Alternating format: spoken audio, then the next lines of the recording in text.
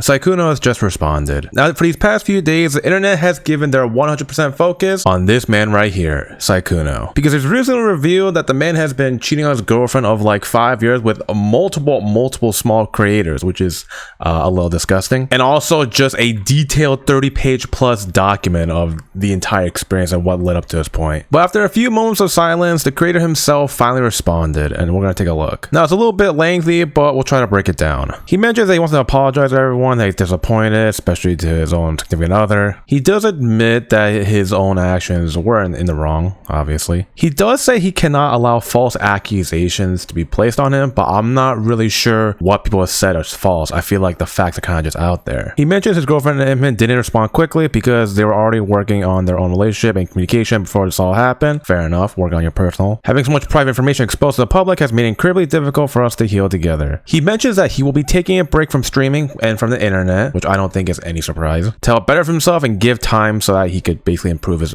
relationship. And what's interesting here is that even his girlfriend decided to chime in. And to be fair, she is the victim of this, so she's like at no fault in this situation at all. She mentions by saying thank you for everyone checking in on her, wishing her well. Her reality has been continuously shattered, as expected. Now, this is an important part, though. No matter how broken I am, I never wanted this to be public. It deeply hurts me and that I wasn't given a choice in that, which I think is kind of fair. This is something that could easily been done privately, but I feel like people just blew it up for all the likes and karma. Something like this should honestly just not be public. This should be something that's handled like behind closed doors. Even after the fact, I wish they could have at least checked in on me and asked me how I felt about everything. She said that she doesn't believe her feelings were considered in the situation at all. Her worst fears became reality and were used to profit from a lot of people. She mentions that they were already making changes to improve the relationship, and this is also kind of interesting. She could have chosen to leave, but ultimately decided to make the decision to stay together in hopes of repairing that relationship together. She mentions that the situation and Sykkuno's actions are irredeemable. And finally, with the time, I hope everyone can focus on healing and being better versions of themselves. Honestly, from a girlfriend's perspective, I don't think it could be said better than that. It does suck for her because she is the ultimate victim of this. She just got